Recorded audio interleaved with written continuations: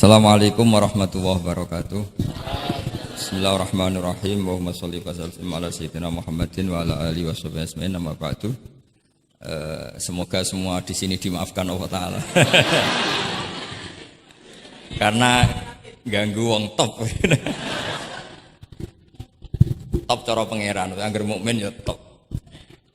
Begini ya, jadi saya tahu banyak foto-fotonya Mbah Mun ketika sama Ki As'ad. Bapak saya kandung juga pernah di sini ketika Muktamar 84, beberapa keluarga termasuk Ki Ahmad Siddiq karena beliau juga turunan Lasem.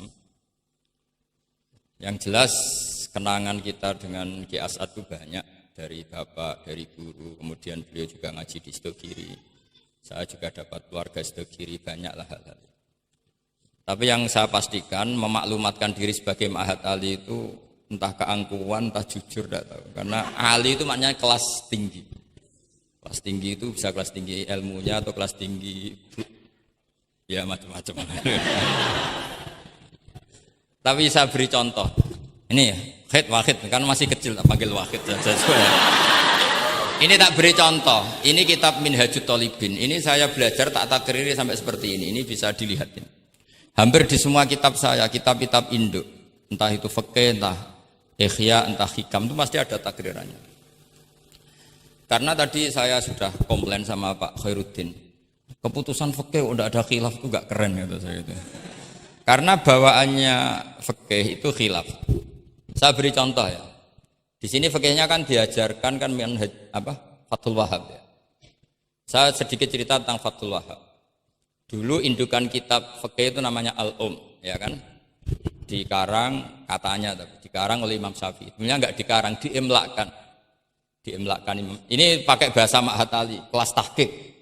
Ya, kalau bahasa umum kan kitab dikarang Imam Syafi'i itu salah besar. Karena di situ masih ditulis qala Imamunas Syafi'i. Yang benar itu amla alaina Syafi'i, diimlakkan oleh Imam Syafi'i, ditulis oleh beberapa muridnya. Yang paling masyhur kalau kitab itu Imam Muzani. Sebenarnya di situ ada Imam Buaiti, ada Imam Robi, tapi yang paling telaten itu Imam Muzani. Sehingga kitab itu dinisbatkan pada Imam Muzani. Di beberapa itu juga ada yang dengan tanda kutip ditinggalkan oleh Imam Muzani. Disebut Infiradul Muzani anis Syafi'i. Kemudian setelah jadi Mukhtasarul Muzani, ini saya tanpa menyiapkan materi loh, karena sebetulnya saya sudah minta Gus Azam hanya ngisi di pengajian umum, karena sudah saya kapok ke sini. Kapoknya itu bukan karena mangkel, tapi nggak ada perkembangan. Itu nggak ada perkembangan. Jadi hafal Quran itu keharusan seorang faqih. Baru hafal 4 aja diceritakan. Memang ini ngawur sekali itu sebetulnya. Memang normalnya seorang faqih memang hafal Quran. Enggak boleh hanya berapa? 4. Enggak meyakinkan. Nah, Mukhtasarul Muzani itu ada beberapa hal yang beliau beda dengan Imam Syafi'i. Kemudian disarai namanya kitab Nihayatul Matlab fi Dirayatil Madhab oleh Imam Haramain. Saya punya kitabnya dan tak pelajari. Oh, ini maklumat. Bukan niat sombong, ini niat cerita fakta. Nihayatul Matlab fi Dirayatil Madhab. Kemudian Imam Haramain punya murid alim alamah yang saat itu belum suka tasawuf. Namanya Imam Ghazali. Beliau akhirnya menulis Al-Basit, berhubung Ma'had Ali sinau Basit gak pati iso, mergo kegeden digenti Al-Wasit. Al-Wasit ora pati disinau ini digenti apa? Al-Wajiz. Alhamdulillah, kayaknya Pak Khairuddin juga gak punya. Punya kitab Wajiz? Wahid punya? Wahid, Wajiz? Berapa halaman itu? Kitab Wajiz itu. Berapa halaman? Tebelnya aja kira-kira seberapa tebelnya? Ya tebelnya seberapa? Kalau nggak tahu isinya paling nggak tahu tebelnya. harganya masih ingat ya? Kalau nggak tahu isinya tahu harganya ya. Cetakannya DKI apa? Iya, ya, ingat dia kalau uang ingat dia. Jadi bawaannya orang nggak bakat soleh itu kalau uang tuh ingat. Terus setelah itu diringkas lagi sekaligus ada kritik tertentu, komplain tertentu disebut al-muharrar. Jadi memang syaratnya fikih itu harus ada yang komplain karena nggak bisa final. Disebut apa? Al-muharrar. Al-muharrar itu ya sudah dinamain al-muharrar yang sudah diteliti oleh Imam Rafi'i. Ada yang komplain lagi ya setengah sarah tapi setengah komplain. Namanya Minhajut Thalibin. Minhajut Thalibin dikomplain lagi di era Syekh Zakaria Al-Ansari. Dari masdar dengan jamak mudzakkar salim diganti manhajut tullab. Ya maknanya sama, minhaj sama manhaj maknanya sama, thalibin jamak mudzakkar salim, tullab jamak taksir. Jadi asli ini yo cara Jawa mau akal-akalan tok, minhajut thalibin jadi manhajut tullab. Kemudian manhajut tullab itu dikarang sangat ringkas. Sehingga yang baca itu tidak paham. Mu'alifnya akhirnya dengar-dengar kalau anak-anak Matali itu tidak paham. Akhirnya terus manhajut tullab disarai sendiri oleh Syekh Zakaria Al-Ansari. Jadi Fathul Wahab. Loh alhamdulillah ya masih banyak yang enggak paham. Padahal sudah sarah. Harusnya sarah kan gampang. Ya tidak paham itu bagus kan kita ngaku tidak paham tawadhu. Daripada ngaku paham enggak paham mendingan ngaku enggak paham kan. Kemungkinannya dua kalau ngaku enggak paham. Mungkin tawadhu, mungkin betul adanya. Yang kedua lebih. Nah saya cerita sedikit tentang kenapa fikih itu harus ada dan selalu ada khilaf. Karena itu masalah furu'iyah apa? Saya beri contoh, ini kitab Minhajut Thalibin dan saya punya catatannya banyak. Oh sampai gini, sampai sarah-sarahnya punya saya. Terus catatannya ya banyak. Saya bangun tidur aja bisa, saking seringnya belajar. Dan saya alhamdulillah tidak punya masalah ingatan, jadi kadang banyak guru punya masalah apa? Ingatan. Tapi tidak perlu dianggap harus kemana gitu, ke rumah sakit apa, tidak perlu, nggak ingat gitu. Misalnya sampai tak kasih tahu, siapa paling pintar jagomu tak bedaan. Yang namanya sujud misalnya, sujud itu apa coba? Secara lughat, wat'ul jabha alal ardi. Sehingga Imam Rafi'i berpikir sujud itu asal ada wat'ul jabha alal ardi ya sah adanya. Dan beliau mengklaim, ini saksinya Pak Khairuddin ini wasabe as-sujud wa aqalluhu mubasyaratu ba'di jabati musallahu. Ya. Beliau hanya mengatakan wala yajibu wat'u yadaihi wa rukbataihi wa qadamaihi fil azhar. Wala yajibu. Ini kalau enggak percaya, sama baca. Masih tarahum bisa ya? Coba baca. Wala yajibu coba wat'u yadaihi pakai nada Indonesia jangan nada negara sebelah coba. Wala yajibu wa rukbataihi wa qadamaihi fil azhar. Jadi menurut Imam Rafi'i ketika sujud itu tidak harus wat'ul yad, tidak ada wat'ul rukbah, tidak ada wat'ul. Nah, karena secara lughat yang namanya sujud itu ya seperti itu, wat'ul jabha. Dan sujud itu sudah dikampanyakan sedemikian rupa bentuk apa ketertundukan tertinggi yaitu dengan wat'ul jabha. Artinya posisi kepala di bawah pantat. Tapi terus Minhajut Thalibin, padahal Imam Rafi'i ketika ngarang itu menyebut fil adhar dalam kitab Al-Muharrar. Terus kultu kata Imam Nawawi al-adhar wujubuhu. Ya masyhur kan karena Imam Nawawi berdasar riwayat umirtu an asjuda ala sabati al-zumin al-jabha wal yaden warubaten wal qadam. Saya baca lagi ya umirtu an asjuda ala sabati al-zumin apa al-jabha wal yaden warubaten wal qadam. Nah, andekan Imam Rafi'i ketemu Imam Nawawi, kamu ikut kubu siapa? Nawawi kan? Nah, sekarang oke, berdasar riwayat dan praktek guru-guru kita semuanya seperti itu. Kalau sujud melibatkan 7, oke itu berdasar riwayat dan berdasar perilaku guru-guru kita. Oke, secara sanad kita tidak punya pilihan, pasti seperti itu. Ikut guru. Tapi kalau pertanyaannya dibalik, saya ulang, pertanyaannya dibalik. Min asbabir riddah itu adalah sujud lisonamin. Kira-kira kalau ada orang sujud hanya wat'ul jabah lisonamin, sudah murtad apa belum? Murtad kan? Loh enggak, sudah murtad belum? Termasuk murtad kan sujud lisonamin atau li ghairillah. Kira-kira untuk murtad syaratnya melibatkan 7 anggota apa cukup wat'ul jabah? untuk sah menjadi murtad. Ndak, misalnya kamu, jangan kamu lah, kamu potongan ndak mungkin murtad insya Allah lah. Misalnya ada orang murtad dengan cara murtad yang fi'li, contohnya apa? Kasujudin lisonamin. Murtad kan, ingat masih ada 3 kan? I'tiqadi, qauli, fi'li. Yang fi'li contohnya kasujudin lisonamin. Untuk menjadi sah murtad itu nunggu 7 anggota apa salawatul jabah? Enggak jawab aja, ngawur saja kak, biasanya aja. Udah enggak usah. Kan biasanya ngawur terus enggak apa-apa, masih anak-anak aja. Hati-hati aja tetap ngawur apalagi. Enggak, menurut kamu sudah murtad belum? Ya kan murtad kan? Artinya kalau itu sah untuk menjadi murtad, harusnya juga sah untuk menjadi sujud, karena sama-sama simbol. Sujud watul jabah faqat ya simbol takzim ke Allah setinggi-tingginya. Kenapa menjadi murtad? Karena ini simbol hormat kepada sonam setinggi, sehingga Imam Rafi'i berpendapat sujud itu tidak harus melibatkan anggota 7. Ya kira-kira gitu loh. Makanya tadi saya juga matur Mas Hasan, piye gurumu mbok kanyamu lah, guru keduren. Maca fikih ora ana khilaf iku fikih apa? Fikih ben seru itu harus ada khilaf. Ya ini sama yang baca supaya jadi seksi. Kalau menurut Imam Rafi'i seperti itu. Enggak, ya harus jadi wala yajibu ini. Enggak akan keliru. Tadi kan sudah tak baca. Wala yajibu wad'u yadayhi wa rukbatayhi wa qadamayhi fil adhar. Imam Rafi'i di Muharrar terus Qultu al-adhar wujubuhu. Nah, ya kan sama-sama bilang al-adhar. Imam Rafi'i bilang enggak wajib ya al-adhar.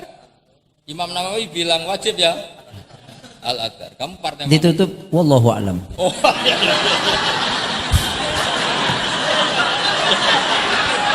Enggak ada Gus. Ada walam. Enggak, wallahu a'lam. Aduh, ini enggak ada penggantinya.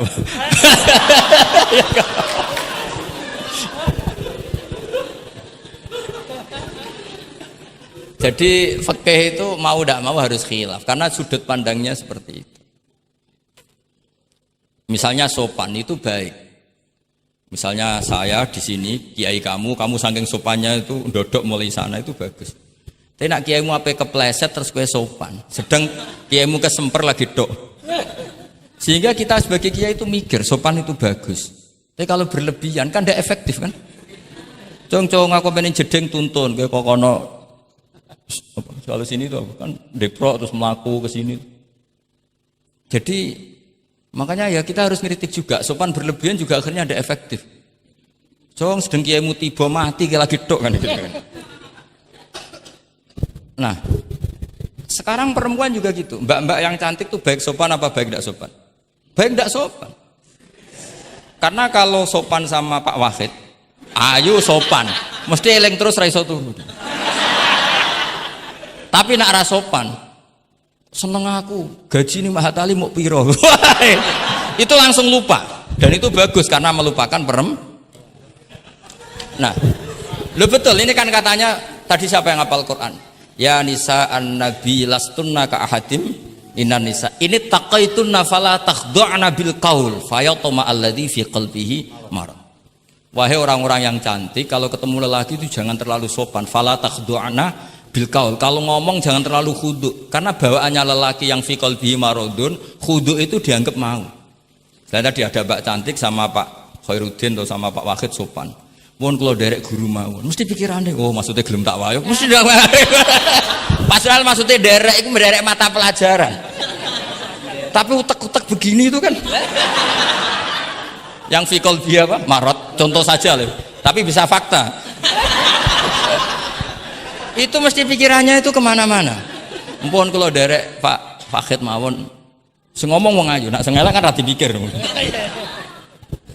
Sehingga unik. Khusus perempuan yang cantik itu sopan itu tidak baik di dalam komunitas lelaki yang fi qalbihi, karena pikirannya mesti, padahal Mbak tadi bilang gitu maksudnya anut Pak Wahid, ikut mata pelajarannya, tapi pikirannya sampean kan bisa enggak gitu. Fala takhdu'na bil qauli fayatma alladzi, itu hebatnya Quran. Jadi psikologi lelaki juga dibicarakan. Bawaannya lelaki kalau ketemu perempuan cantik kok sopan, kok memberi harapan. Iku terus golek dukun mahabbah nih. Kayak apa pinternya Quran? Lah ini sayangnya yang hafal baru 4. Padahal saya satu mobil saja tadi hafal berapa Gus? Fakih ya satu mobil. Karena pondok saya memang pondok tahfidz. Jadi yang derekno saya banyak yang hafid. Jadi satu kelas kalah dengan satu mobil. Supir saya hafal Quran, penderek saya hafal Quran, yang bawakan tas ya. Oh, kalah jauh itu sudah. Yang satu kiai tidak hafal Quran. Iya, memang pondok saya pondok tahfidz karena memang pondok tahfidz. Jadi seperti itulah. Masa kamu menyarankan orang tidak sopan? Tidak mungkin kan. Masa kita ngajari santri-santri gak sopan? Tidak mungkin. Tapi kalau kamu ajari sopan, khusus yang cantik, ketemu lelaki yang seperti itu, akibatnya fayat ma'alladzi fi qalbihi marad. Makanya di sarah-sarah atau di tafsir-tafsir sampai ada penjelasan wa yusannu lil marati takhlidu sautiha. Perempuan disunatkan menebalkan suaranya untuk menghilangkan rasa apa? Syahwat lelaki tadi. Wis paling enggak misalnya enggak mau nebalkan ya judes. Misalnya ketemu Pak Wahid, "Mbak apa ning ndi?" "Gak urusanmu." Oh, itu mesti langsung lali. Nah, tapi nak jawab, badhe napa ngersakno napa? Nggih kula tak derekno jenengan riyen. Wah, bahaya.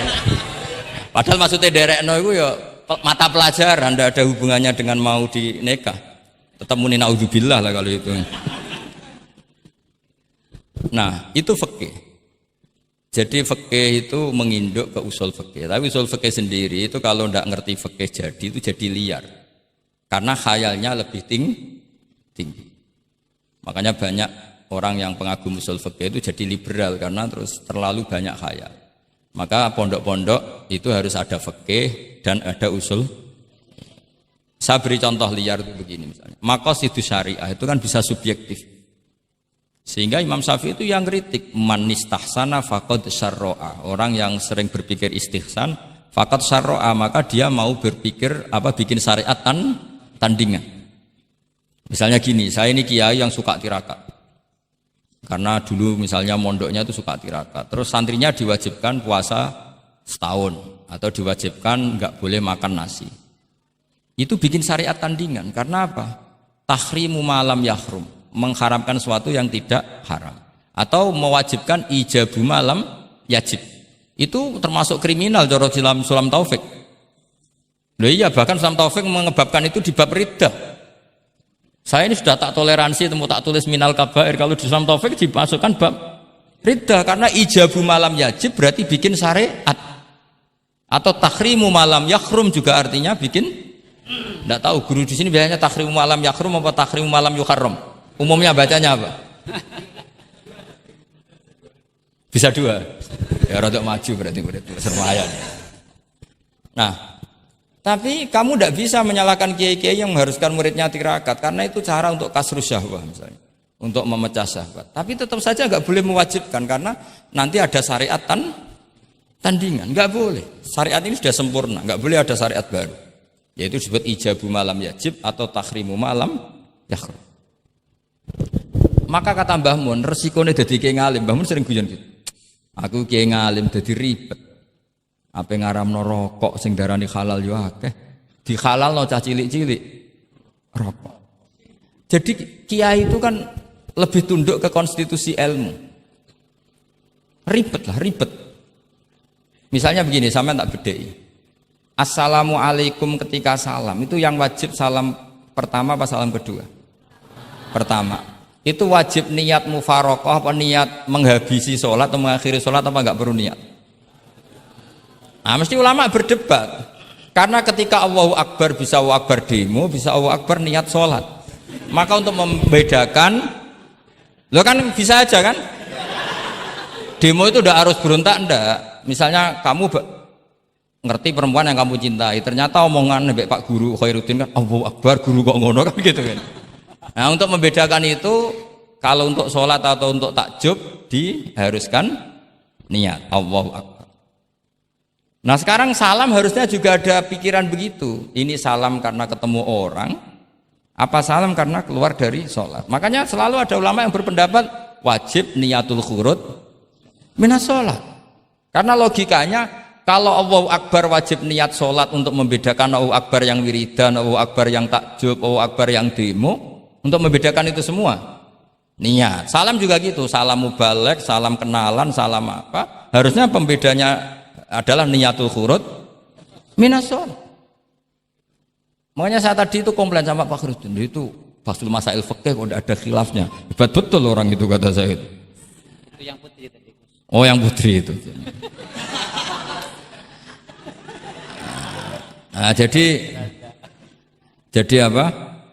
Kaidah-kaidah seperti itu nggak bisa dihindari, khilaf-khilaf seperti itu nggak bisa dihindari. Ini saya baca ya, misalnya contoh-contoh yang itu mulai apa? Mulai salam ya. Jadi pilihan-pilihan itu, misalnya di salam anha anha, terus asani asyar assalam wa aqalu assalamualaikum wal aso jawa qultu al aso al mansur wa annahu la tajibu niyatul khurud. Jadi ada yang bilang tidak wajib, mesti artinya ada yang bilang wajib. Karena jadi nggak ada pilihan. Setelah ada pembanding itu udah ada. Sekarang begini lagi. Ini yang ulama kadang-kadang ya nyuwun sewu, andekan kita ulama itu kadang ra cocok, tapi cocok ra cocok ya harus didengar, ini ngaji. Ulama fikih kadang ya sembrono, tapi aja muni ngono kualat aku. Saya ngomong aku wae. Nak darani iktidal, menamai iktidal itu ruknun qasirun ghairu maksud. Julus benas sajdatain atau jalsah itu kan ruknun qasir ghairu. Itu banyak ahli hadis yang komplain. Ini ngawur betul fuqaha itu. Wong rukun kok ghairu maksud. Dan mereka berani bilang itu rukun sing ghairu maksud, kusida lil fasli, hanya dimaksudkan untuk pemisah. Itu kan yo mangkelno, wong rukun kok ghairu. Ternyata ulama itu punya niat begini. Setelah dikatakan ruknun qasir, maka jangan ada pesaing. Yaitu ukurannya apa? Julus jalsah benas sajdatain enggak boleh lebih lama ketimbang tasahud akhir. Tasahud awal sunat tuh jangan ngaji ora khatam. Tasahud akhir apa awal? Akhir, berarti sabtu lisan pinter lah, pinter. Iktidal juga ruknun qasirun, maka enggak boleh lamanya menandingi qiyam lil Fatihah. Ya, sudah jelas ya. Yang jalsah benas sajdatain enggak boleh menyaingi tasahud akhir, yang iktidal nggak boleh menyaingi qiyam lil Fatihah. Ternyata ulama itu ya mikir, disaingi ku ya ora enak. Ngene kaya kula disaingi Khairuddin ya ora gelem. Ora krana sombong, disaingi itu ndak enak. Kecuali level ya. Kecuali level. Level ya hafal Quran ya 30 juz. Itu Jibril bisa demo ke kamu. Memangnya saya hanya nurunkan ayatul ahkam. Enak saja milik. Memangnya selain ayatul ahkam nggak menarik? Itu kalian semua pasti berhadapan dengan Jibril. Coba Jibril nurunkan semuanya apa hanya ayatul ahkam? Kalau saya ketemu kan aman. Walaupun di sana kadang masih belum lengkap setoran. Iya bahaya kamu itu. Nah, ketika wajib gak mau disaingin, ini ternyata menginduk ke mazhabnya Abu Bakar As-Siddiq.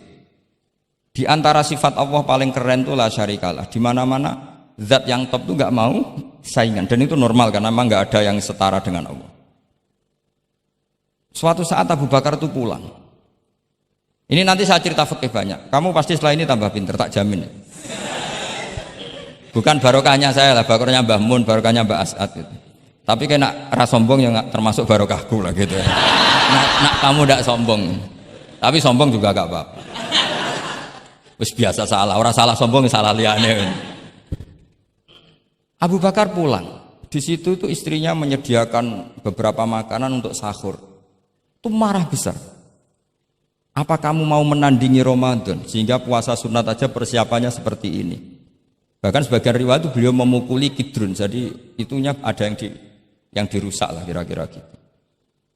Ini dengerin betul, nanti akibatnya di fikih. Makanya di fikih apa? Sholat fardu itu nggak mau kesaingan. Sholat fardu wajib qiyam liqadirin. Enggak boleh sholat sunat bersyarat begitu.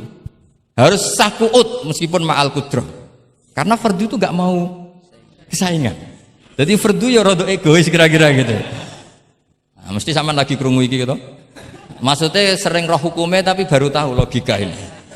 Loh aku ra suudon soal yakin. Soal yakin. Karena fardu itu enggak mau. Poso fardu wajib tabyitun niat. Nginep non niat mulai malam. Poso sunat tidak. Ketemu jam 9 kamu belum makan, belum ada dukhulu syai'in fi jawfika.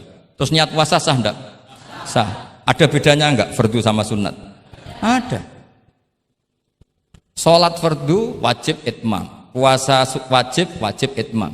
Puasa sunat amiru nafsi.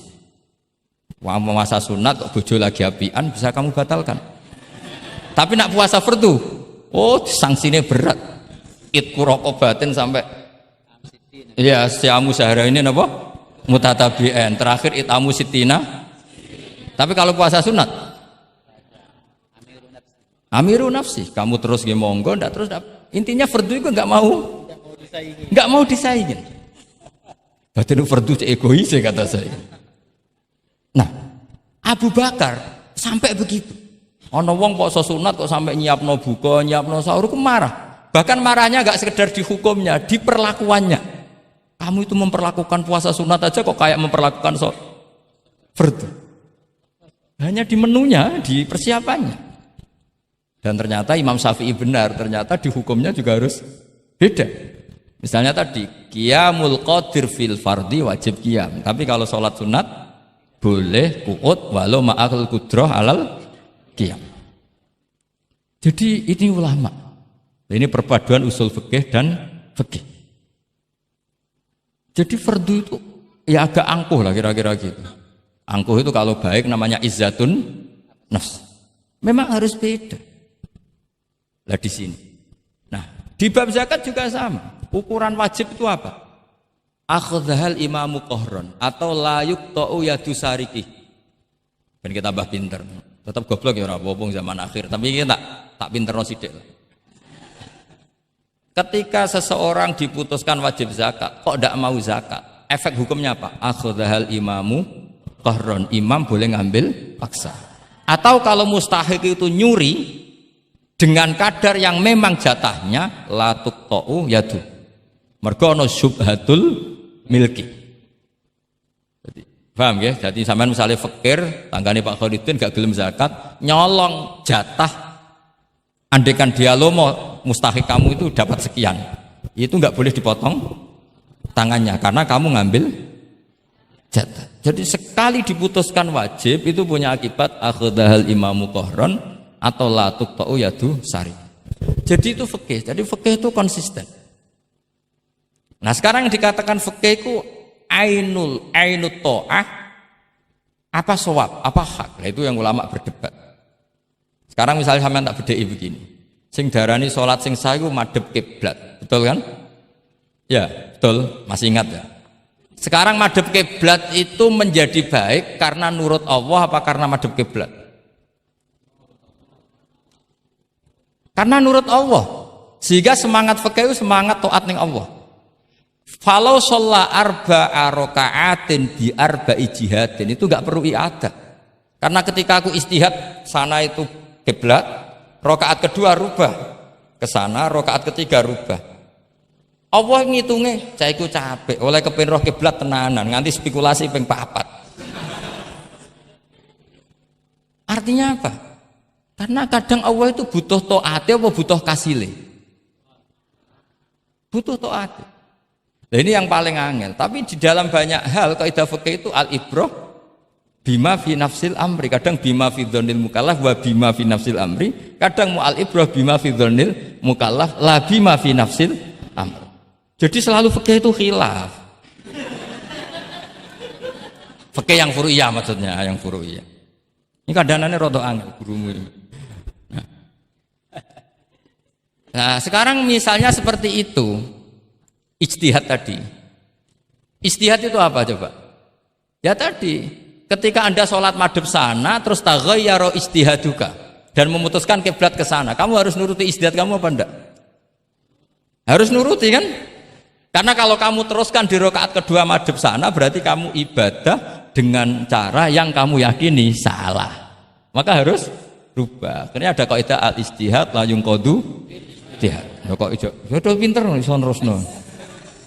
Nah, ternyata itu sudut pandang kalau dengan kaidah itu, sehingga lau sholla arba'a raka'atin bi arba'i jihatin sohat sholatu. Tapi kalau dibalik al ibrah fil ibadah itu bima fi dzanil mukallaf wa bima fi nafsil amr. Nah kalau anda kan sudut pandangnya pakai kaidah itu, berarti kan pasti ada 3 jihad yang salah. Pasti apa mungkin? Pasti. Nah kenapa di bab al istihad itu ditoleransi? Padahal jelas yang 3 ini tidak fi nafsil amr. Lagi-lagi tidak semua ulama cara pandang sama. Yang satu pakai kaidah ini, yang satu pakai kaidah. Makanya saya sering mencontohkan berkali-kali. Kalau kamu ingin sowan saya nggak apa-apa, tetap baik. Karena kemungkinan seneng kiai ya 2. Dulu saya sering bercerita. Ada tabiin tanya sama sahabat, bagaimana wajah Rasulullah Shallallahu Alaihi Wasallam. Tabiin ini nangis.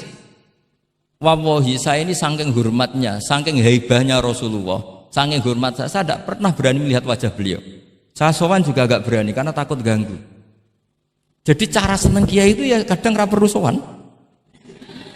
Karena bawaannya itu ganggu. Loh misalnya saya ketemu anak istri saya kan asik, terus ketemu Wahid kan ya pusing. Jadi Allahu Akbar. Provokator ini. Jadi justru saking takzimnya Rasulullah, pilihannya itu tidak sowan karena takut ganggu Rasul. Ada sahabat yang pilihannya sowan. Wong jenenge seneng ya sowan. Tapi kalau dibalik, jenenge seneng ya aja ganggu, ayo milih ndi. Ini 2 mazhab yang sama-sama kuat. Jenenge seneng ya sowan, jenenge seneng ya aja ganggu. Ayo milih mana kamu? Ada 2 pendapat. Kenapa Anda begitu yakin dengan satu pendapat? Di furu'iyah, saya ulang lagi di furu'iyah. Ya, bukannya maklum nanti itu. Jadi tidak gampang. Sholat pakai pakaian resmi begini itu bagus, pakai jubah, kamis, atau pakai hem, pakai sarung itu bagus. Tapi andaikan Nabi selalu sholat demikian, itu bahaya. Saya ulang lagi bahaya bagi syariat ini. Ini saya niat ngajarin gurunya, bukan anak-anak. Suatu saat Jabir bin Abdillah, kalau kamu baca lihat di bab sholat di Bukhari atau di Kitabul Ilmi, ilmu fi sholat maksudnya. Itu Jabir bin Abdillah itu pernah datang ke masjid pakai gamis, pakai baju resmi, imamahnya dicopok, kamisnya dicopok, semua dicopot, terus sholat hanya pakai sarung tok, izarin wahid, terus akidan torofaihi ala atikihi. Ini kayak orang kuno, sarung satu di talen, akidan torofaihi ala atiki, terus sholat. Geger sahabat tabiin, kan ini era tabiin, geger tabiin. Unzur ila sahibi Rasulullah, lihat tuh sahabatnya Nabi. Sholat ke model kayak gitu. Ketika Pak Khairuddin sudah sholat dengan segala penampilan, jubahan, terus pakai imamah, dehem dari belakang, orang minggir semua, sudah top lah pokoknya, sudah top pokoknya. Ini sahabatnya Nabi. Terus ketika sahabat mulai, dan nyun sewu, beliau ngendikannya agak kasar. Saya melakukan ini, saya mencek nanti di Bukhari. Kalau ada Bukhari juz 1 ambilkan, nanti bacakan. Apa cukup nanti tanya gurunya? Tanya saja nanti ya. Kalau 5 menit menemukan berarti dia sudah paham. Kalau ngasih waktu 1 hari masih cari-cari berarti. Ukurannya gampang. Kalau saya setengah menit langsung ketemu. Nanti ya cukup gurunya ya. Nanti kasihkan. Kalau bilang besok berarti belum tahu. Tapi kalau 5 menit kok ketemu ya sudah lumayan berarti. Kata Jabir bin Abdillah, saya melakukan ini liyaroni al-ahmak misluk. Keras sekali. Saya melakukan ini supaya orang ahmak kayak kamu itu tahu. Ahmak itu terjemahnya nggak usah diterjemah. Ya pelai jahil atau teman akrabnya apa? Jahil yang agak kebablasan itu namanya apa? Ahmak. Jahil yang ya sudah seperti itu. Ternyata itu berkahnya Masya Allah sampai sekarang. Beliau terus ngendikan, ra'aitu Rasulullah sallallahu alaihi wasallam yusolli hakadza, akidan tarafai izari ala atiki. Andai kan itu nggak pernah dilakukan seorang sahabat yang bersaksi Rasulullah pernah melakukan itu, maka kita akan menganggap sholat jubahan resmi seperti itu menjadi syarat sah. Pakai hem seperti ini resmi menjadi syarat sah. Barokahnya itu diketahui, oh yang paling pokok itu satrul aurah, yaitu mabena surah warubah. Jadi tidak konsisten itu kadang penting untuk menjaga varian hukum. Loh, Nabi itu nggak pernah terawih. Andai kan Nabi terawih terus, maka akan dikira terawih itu wajib. Nah barokahnya nggak pernah terawih, itu kamu bisa nggak terawih kan gitu. Maksudnya ya boleh nggak terawih kan.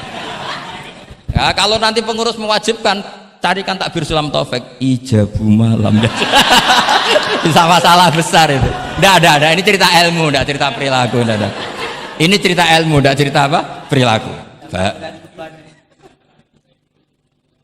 Jelas kan? Jadi kadang seperti itu penting. Contoh lagi, dan ini sering saya utarakan. Ketika Nabi Fathu Mekah, tofa ashabu jami'an, itu musyatan. Semua ketika tawaf itu jalan kaki. Tapi Nabi itu unik. Tofa Rasulullah wahdah rokiban. Nabi tawaf itu pakai kendaraan unta. Yang lainnya musyatan, semuanya masin. Jalan kaki. Tapi Nabi malah tofa rokiban. Padahal jelas kaidahnya al-ajru biqadrit.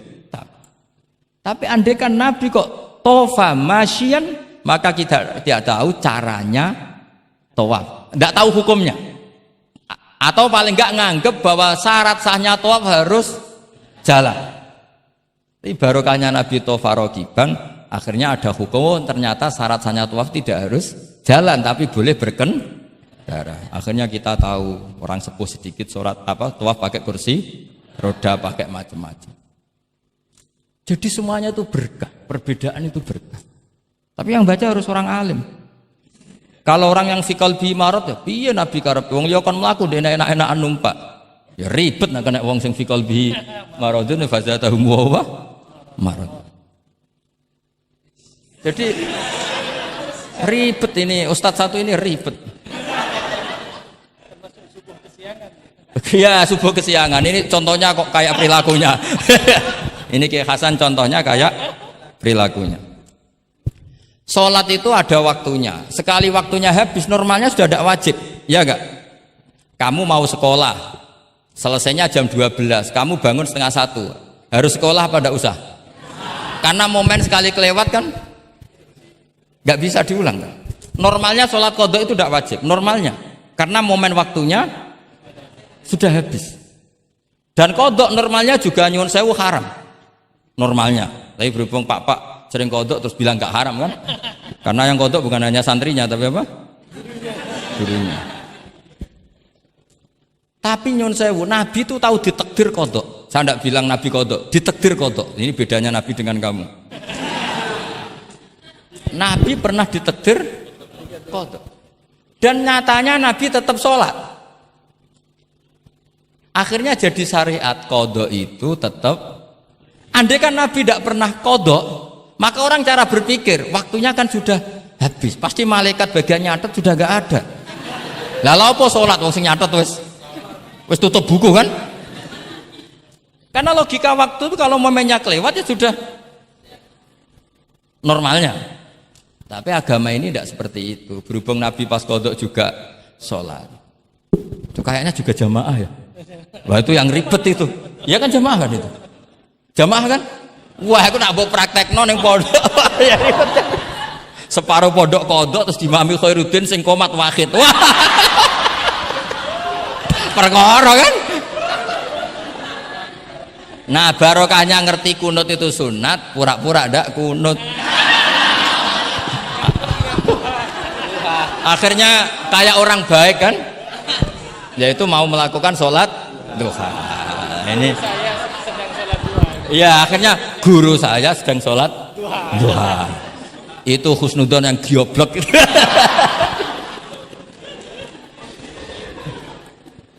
Jadi, lah itulah yang jadi analisis usul fikih. Jadi semuanya itu ada analisisnya.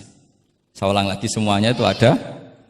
Yang jelas itu di antara pantangan Islam itu ijabu malam yajib dan tahrimu malam yahrum. Karena manis tahsana faqad syar'a. Dan Allah tuh nggak suka ada syariat tandingan, tuh nggak suka.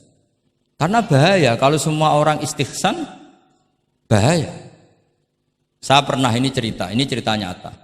Ada pengurus yayasan yatim piatu yang sehat. Saya ulang lagi, yang sehat. Sehat yayasannya, sehat apa keuangannya, sehat perilakunya. Datang ke saya minta doa, minta nasihat. Normalnya kan saya puji, tapi saya dingin saja. Saya bilang yayasan yatim piatu itu bagus, tapi lebih bagus lagi kalau dibiarkan. Karena anak-anak yatim ini kan milik keluarga. Setelah bapaknya mati, biasanya mbahnya ngerawat, Pak D, Pak Leknya ngerawat. Nah, dengan kamu ambil ke yayasan itu, dia tercerabut dari keluarga. Satu, Anda jangan merasa perilaku Anda atau solusi Anda atau amal Anda lebih baik. Bisa saja kalau di keluarga lebih. Tak beri contoh, anak yatim di kampung saya ini gendut-gendut. Karena dulu Pak D, Pak Leknya, mbahnya tidak pati sayang, barokah yatim sayangnya berlipat. Terus kedua, barokahnya di rumah makannya bebas. Kalau di yayasan kan harus pakai jam. Mana seneng cah cilik makan di jam. Jadi biar, ya nah ini lagi-lagi khilaf. Yang setuju yayasan yatim, yang sehat loh, kalau yang nggak sehat memang kita tidak cocok. Yang sehat, bayangkan yang sehat. Itu saja ada masalah. Karena tadi anak ini kan bagus, makanya Mbah Mun pernah dawuh. Ya yayasan yatim piatu itu ya apik, tapi gak oleh bocah tercerabut sangka keluarga. Nah ini kalau kita mentasrek terus semua anak diambil terus gak tahu Pak D-nya siapa, mbahnya. Meskipun ditulis tapi kan nggak semudah itu. Ingat kalau hanya sekedar di catatan dokumen kan. Tapi kalau dibiarkan di keluarga ngundang Pak D, Pak Le, Mbah dan sebagainya. Jadi nggak bisa misalnya kamu bahas masalah gimana hukumnya mendirikan yayasan yatim piatu. Terus kamu bilang sunat mutlak, nggak bisa. Karena di sini ada unsur tadi. Kak sampean mondok ini sunat apa enggak, Pak mondok? Ya bisa wajib, bisa sunat, bisa haram. Karena yang haram misalnya gini, kamu di kampung kamu itu andalan, tidak ada orang baik kayak kamu, tidak ada yang bisa ngaji kecuali kamu. Enak-enakan mulang neng pondok, mergo keren timbang mulang neng kampung, mau wong telu. Makanya Mbah Mun kalau guyon sama saya masih ingat betul lagi. Jadi kiai yo latihan, aku tahu keliru kata Mbah. Tak pikir keliru apa? Anak perainan ditanya Mbah Mun, "Cung perainan kok neng pondok?" Mbah Mun sempat kusnudon kayak cah sregep, wong perainan kok ndak pulang ini. Ternyata, "Lho perainan kok neng pondok, Cung? Kok sregep temen?" "Mboten Mbah, nate ngomah kan ngarit." Ternyata. Jadi husnudon itu kadang gitu. Semenjak itu Mbah Mun kalau ada perainan, "Cung mulai Cung ben kenal wong tuamu." Jadi malah dibalik. Iya kan kalau kelamaan ke pondok kan nggak roh asal usul orang tua sehingga tidak punya empati, tidak punya kasihan kan. Orang tuanya berjibaku ngarit apalah kerja apa. Lah ya artinya terus kamu tidak bisa. Semua santri yang perenan tidak pulang berarti santri baik. Sebetulnya tidak mesti juga. Santri takut ngarit kan gitu. Ini namanya sudut pandang gitu. Jadi masalah-masalah furu'iyah itu tidak bisa tidak seperti itu.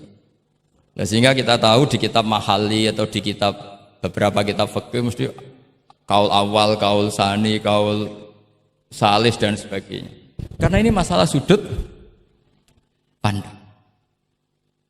Wali nikah misalnya. Wali nikah itu kalau fasik sah apa enggak? Wali mujbir. Ada ulama yang mengatakan kalau wali mujbir fasik tetap sah jadi wali. Likamali syafaqatih, karena seorang wali ini pasti sangat sayang, meskipun fasik dia orientasi tentang anaknya tetap bagus. Ada yang bilang enggak, kalau fasik harus dicabut hak walinya. Di mana-mana orang fasik sudah error. Jangan-jangan karena dia pemabuk atau karena dia tukang judi, pikirannya dapat menantu yang kaya meskipun tukang judi. Bahaya ini kalau diberi hak wilayah atau hak wali. Makanya banyak ulama mengatakan sekali fasik dicabut. Nah ya yang satu memandang umumnya orang tua meskipun fasik tetap likamalis. Tapi kata siapa di sosial itu mesti semua orang begitu apa tidak mesti? Tidak mesti. Makanya kaul sani mengatakan cabut saja.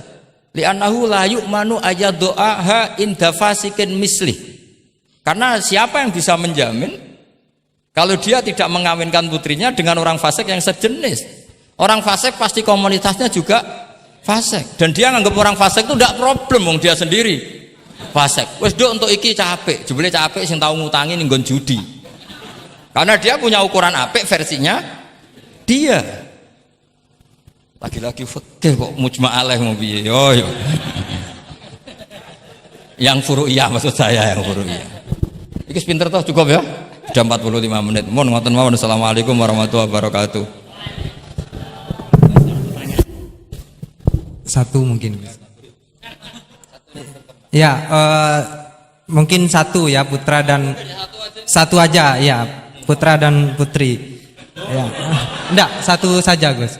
Oke, bismillahirrahmanirrahim. Terima kasih. Mungkin yang tadi perlu saya berikan catatan. Oh ya, catatan ya. Saya ingin beri catatan bahwa kita tadi sudah dapat kalau fikih itu karakternya adalah khilaf. Jadi ya yang furu'iyah lah, yang furu'iyah. Oke. Yang furu'iyah karakternya khilaf sehingga kita harus terbiasa berbeda. Dan soal tadi kesantunan, kesopanan itu orang ekspresinya berbeda. Kadang kita salah ketika kita mengkritik, kadang ketika kita berbeda pendapat kita lalu dianggap tidak santun. Padahal ulama-ulama kita soal urusan furu'iyah itu hal yang biasa. Termasuk bahkan mungkin yang tadi sering dikali dikutip oleh Gus Baha, manistahsana faqad syarra'a, bahwa itu adalah kecaman dari Imam Syafi'i. Mungkin Gus Baha perlu, saya tidak tahu ya. Ini tag ini sudah sampai atau tidak kepada beliau? Ya, saya bacakan tagnya. Saya harus baca. Kalau ingatan tidak sebaik beliau saya. Tapi kalau catatan saya lebih baik mungkin. Fawatihur Rahamut qala Syekhul Akbar inna maqsudash Syafi'i min qawlihi man istahsana faqad syarra'a hada madhul mustahsin wa arada anna man istahsana faqad sara bimanzilati nabiyyin dzi syari'atin wa atba'u Syafi'i lam yafhamu kalamahu. Saya tidak ingin mengatakan beliau tidak paham, mungkin tag ini enggak sampai. Ala wajhi hada wallahu a'lam. Jadi bahkan yang kita anggap itu sudah sangat pasti Syafi'i sedang mengecam, ternyata ada juga khilaf. Ternyata maksudnya Syafi'i adalah sedang memuji, madhul mustahsin. Faqad sara bimanzilati nabiyyin di syari'atin wa atba'u Syafi'i lam yafhamu dzalika. Walaupun wallahu a'lam. Ya, tapi poin-poin saya adalah akui bahwa ada perbedaan, gitu kan. Oke, silakan saya beri pertanyaan satu saja. Oke, mungkin Ustadz Khairuddin bisa menentukan siapa? Saya Jaya yang menentukan. Oke, Lutfi, mohon maaf bukan soal berkualitas tapi dia lebih dahulu sampai di sini karena dekatnya. Dipersilakan.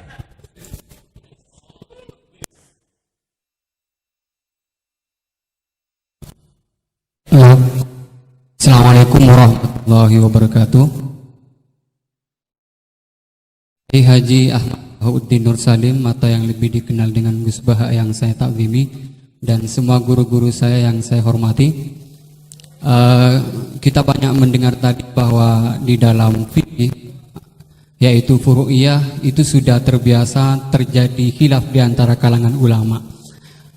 Ada satu redaksi yang bagi saya cukup ada satu yang menurut saya diantaranya di dalam Bujairami al-Khatib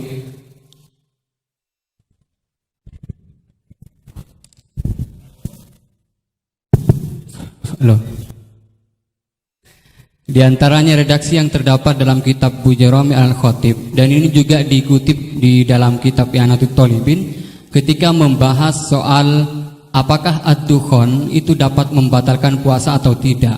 Dukhon yang dimaksud di sini adalah dukhon yang masyhur dengan kata at-tutun atau tembakau atau dalam konteks sekarang mungkin rokok. Itu kan ulama sebetulnya berbeda pendapat, bukan hanya dalam apakah membatalkan puasa atau tidak, bahkan hukum rokoknya aja ulama sudah berbeda pendapat. Tetapi kemudian ada redaksi yang menarik bagi saya cukup muskil, yaitu beliau tiba-tiba mengatakan begini, la'anallahu man ahdatsahu. Semoga Allah melaknat orang yang memproduksi rokok. Itu penting digarisbawahi. La'anallahu man ahdatsahu. Man ahdatsahu bukan man ista'malahu.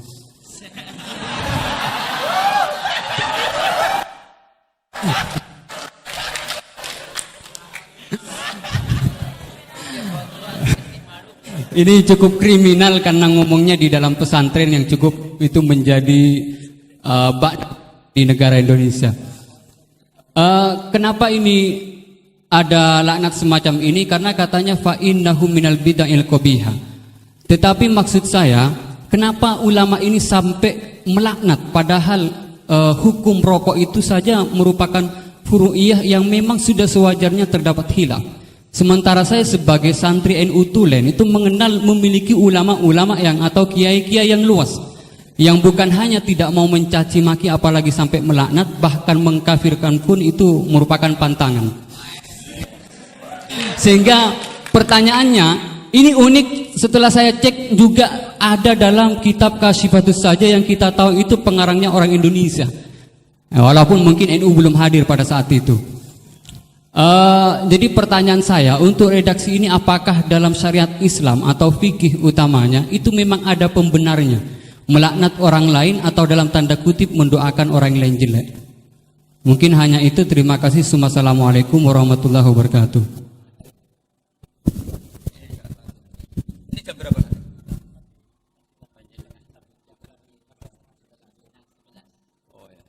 Bismillahirrahmanirrahim. Semoga Allah mengampuni Pak Wahid. Itu takbir itu ngawur sekali. Itu Syekhul Akbar, yang dimaksud di situ Ibnul Arabi. Itu termasuk statemen sing mimma yuhaddaru bih. Jadi yuhaddaru anhu. Termasuk fatwa-fatwa yang orang harus menghindari. Apalagi itu justifikasinya wa atba'u syafi'i la yabamuna. Sampean lihat di semua kitab usul fikih itu masyhur itu ibtalul istihsan. Termasuk di kitab Sayyidina Muhammad Syari'atu wa Al-Khalid. Semua kitab usul fikih Imam Syafi'i menolak istihsan apa menganjurkan? Menolak. Sekarang keyakinan orang banyak Imam Syafi'i menolak, dengan satu orang Imam Syafi'i memuji. Jumhur versus wahid satu orang. Doakan ya semoga Allah memberi tobat. Loh, saya tuh tahu betul itu. Jadi itu kan seseorang satu, yaitu Ibnul Arabi, mengvonis ashabu syafi'i la yafhamuna. Padahal di semua kutubus syafi'i, jumhur, memang mereka tahu kalau Imam Syafi'i itu menolak istihsan. Jadi itu jelas manis tahsana faqat syara'a itu kalimatu dzamin minhu, bukan kalimatu madhib. Itu jelas ya. Nah, yang menyangkut rokok tadi saya kan sudah mengulang. Kalau rokok dengan arti rokok itu kita ngikuti guru-guru kita, tidak pernah mengesahkan orang puasa yang rokok. Jadi ini bukan masalah furu'iyah, karena tetap dianggap ain. Jadi ini saya sendiri secara pribadi, dan kalian harus setuju karena anut guru-guru kita tidak akan mengesahkan orang puasa merokok. Karena dukhon itu termasuk ain. Selain itu tidak perilaku guru-guru kita. Nah, soal khilaf tentang rokoknya sendiri tidak urusan dengan puasa loh ya, saya ulang, tidak urusan dengan puasa. Itu karena memang tadi malam yadul kan al aslu fil asya al ibahah kan, malam yadulat dalil ala tahrim. Jadi ya taruhannya halal dulu, tapi tidak urusan orang puasa, saya ulang lagi loh ya. Karena yang salah paham ruwet. Nah, kalau masalah laknat tadi, laknat itu ibaratun anil bukhdi. Jadi tidak, laknat itu tidak harus yang orang itu harus kesampaian lah kira-kira. Jadi kalau sampean tanya hukumnya melaknat orang mukmin gimana? Jelas di Sulam Taufik laknul mukmin itu tidak boleh. Tapi manusia itu tidak cukup punya bahasa untuk mengekspresikan kebencian atau tidak suka. Kadang-kadang spontan terlontar kata apa? La'anahu. Jadi itu hal-hal yang bawaan sabkul lisan. Itu kan sama dengan orang Arab bilang la wawah. Karena nggak bisa dihindari. Makanya di bab tolak, dengerin ya, bab apa? Ketika seorang suami marah sama istri terus bilang gini, lasti bizaujati, kamu itu tidak istri saya itu tidak dimasukkan sharihut tolak, tapi masih dimasukkan kinayatut tolak. Karena maksudnya lelaki ketika sadar tadi, kamu seperti ini tidak seharusnya. Seakan-akan perilaku kamu tidak perilaku seorang istri. Sehingga itu tidak dimasukkan sharihut tolak, tapi dimasukkan, padahal kalimatnya jelas, kamu tidak istri saya. Tapi itu kan bawaan emosi. Itu kan seperti kiai baru duka, ora santriku nak sing penggaweane kodok. Nah sekali-kali kiai ini takut, terus kalau santri ini tiang lintu, yo ora ngawur ya. Karena ya ora trimo nak santri ini dipek wong liya kan gitu. Pasti juga gak terima kan kalau diakui orang lain. Sama ketika kamu marah sama istri kamu cantik, lasti bisa ujati, terus bojomu takut, berarti aku bojone wong liya, ojo ngawur. Kan Yeman juga kan? Eman kan? Jadi makanya di semua hukum itu selalu kalau masalah ungkapan kalimat itu kira-kira ya mirip la yu'akhidukum wa billahwi fi aimanikum, karena bawaan kalimat spontan itu pasti ada. Makanya dulu ada sahabat yang nyuwun sewu Nabi ngendikan papa gitu, terus agak terganggu itu, padahal Nabi ngendikannya ya spontan, tapi tidak sampai laknatullah. Akhirnya Nabi, "Dah kamu tidak usah susah. Fa'ayul muslimina adaituhu aw sababtuhu aw syatamtuhu wa laysa dzalika ahlan wala sa ahlan lidzalik faj'al dzalika kafaratau wa zakatau wa ajra." Jadi bawaan spontan itu pasti ada. Ya saya ulang lagi ya, ini yang kembali ke takbir tadi. Itu bahaya betul tuh. Jadi Ibnul Arabi itu termasuk tulisan-tulisannya mimma yuhadzaru anhu. Ya pernah dengar toh? Lah yang dimaksud Syekhul Akbar itu kan Ibnu Arabi kan? Saya sangat tahu. Jadi ukurannya itu jumhur. Semua ulama Syafi'iyah, semua al-usuliyun itu mesti menceritakan apa? Imam Syafi'i tidak percaya atau tidak setuju ada istighsa. Masa orang banyak ini kamu salahkan demi statement orang satu. Idza ikhtalafal jumhur wal fardu quddima jawab. Ya semoga ini tobat, enggak ya enggak apa-apa. Tapi memang bagus lah. Artinya dia mengungkapkan takbir itu sudah bagus, lumayan lah, cara ukuran itu. Tapi ya musuhnya jangan saya tetap.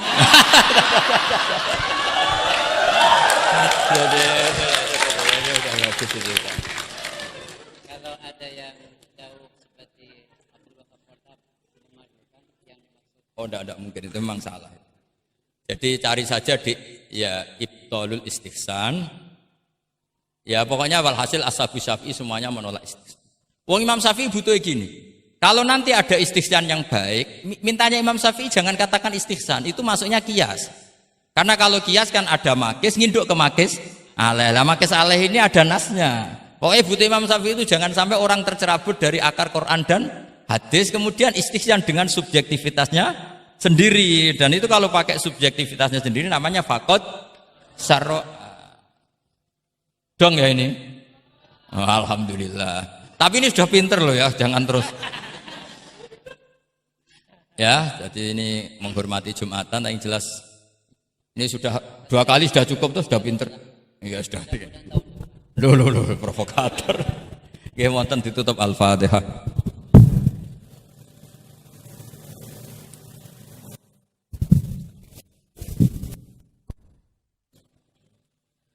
Baik, sekali lagi saya ucapkan terima kasih kepada Gus Bah, dan saya mohon ampun kepada Allah dan minta maaf kepada beliau. Memang tujuannya bukan untuk menyaingi ya, tapi untuk supaya sampai tag itu kepada beliau. Biar tingkat kebedaannya berkurang dikit misalnya. Tapi bagaimanapun saya kalah memang. Okay. Ya. Kita tutup dengan bacaan surah Al-Asr 1 kali bersama-sama. Bismillahirrahmanirrahim. Wal 'asri innal insana lafi husrin illal ladzina amanu wa amilus solihati wa tawassaw bil haqq wa tawassaw bis sabr.